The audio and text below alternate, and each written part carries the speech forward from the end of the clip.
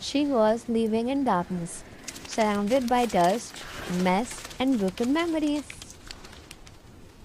But sometimes all our space needs in a second chance.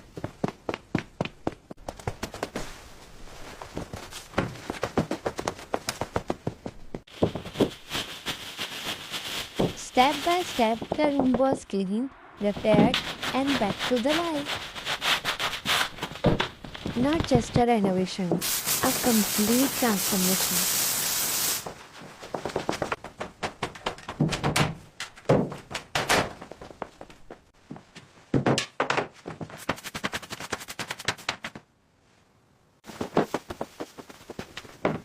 From hopeless to beautiful again.